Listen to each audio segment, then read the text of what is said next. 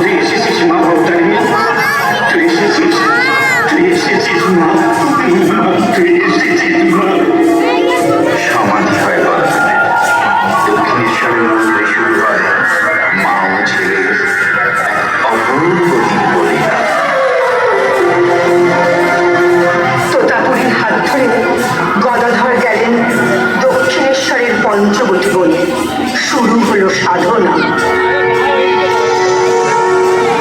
মা কালী তাকে পরীক্ষা করার জন্য শুরু করলেন নানা রকমের ছলনা। ভূত প্রেত ডাকিনী যোগিনীরা চারপাশে ঘিরে ধরে শুরু করলো উপদ্রব।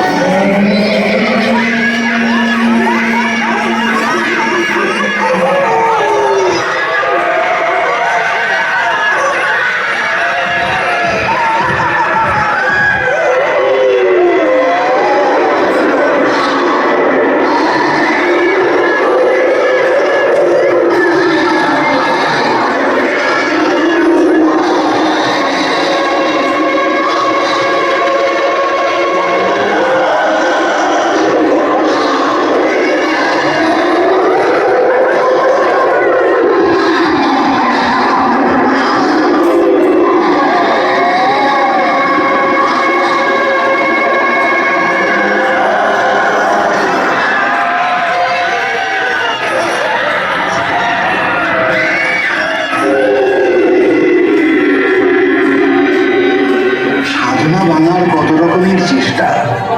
মা ভবতারিণীকে স্মরণ করলেন গদাধর। মা এসে হাত রাখলেন তার পাগল সন্তানের মাথায়। তোর কোনো ভয় নেই, আমি তো আছি। গদাধর, তুই মন দিয়ে সাধনা কর, সিদ্ধি লাভ তোর হবে। মুহূর্তের মধ্যেই ভূত প্রেত ডাকিনী যোগিনী সব উধাও। নিশ্চিন্তে সাধনা শেষ করলেন গদাধর। মহাপুরুষের জীবনে অনেক অদ্ভুত ঘটনা ঘটে, যার কোনো ব্যাখ্যা সাধারণ মানুষ খুঁজে পায় না। একবার গরুর গাড়ি চেপে ঠাকুর আর মা শারদামণি চলেছেন কামারপুকুরে।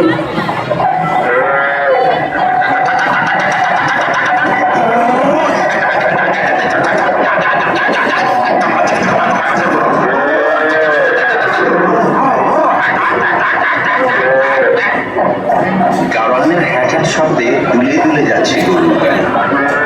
রেল লাইন বেরোতে গিয়ে হঠাৎ গরুর গাড়ির চাকা গেল সেই রেল লাইনে আটকে। চিন্তিত হয়ে পড়লেন মা। ঠিক সেই সময় দূরে শোনা গেল ট্রেনের আওয়াজ। লাইনে গাড়ি আসছে। মা শারদা ভয় পেয়ে ঠাকুরকে প্রশ্ন করেন, কি হবে গো, রেলগাড়ি যে এসে পড়লো, গরুটাও যে গাড়ির সঙ্গে লাইনে আটকে পড়েছে। ঠাকুর শুধু হাসছেন। ভয়ের ছুটে গাড়োয়ান গাড়ি ফেলে দৌড়চ্ছে আর চিৎকার করছে, ঠাকুর, মাকে নিয়ে গাড়ি থেকে নেমে আসুন।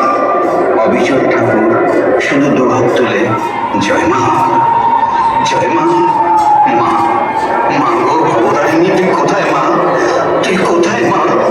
এই তো এখানে। তুই বিপদে পড়েছিস, আমাকে ডাকছিস, আমি কি না এসে পারি? সন্তানের বিপদে মা যেমন দৌড়ে এসে তাকে বাঁচায়, ঠিক সেইভাবে মা কালী হাত দিয়ে ট্রেনটা দাঁড় করিয়ে দিলেন। কয়েকটা মাত্র মুহূর্ত, ট্রেনটা দাঁড়িয়ে গেল। কি অবাক ব্যাপার, চাকা লাইন থেকে আপনিই বেরিয়ে এলেন। আবার পথ ধরে চলতে শুরু করলো গরুর গাড়ি। ট্রেন তার লাইন ধরে চলে গেল নিজের রাস্তায়।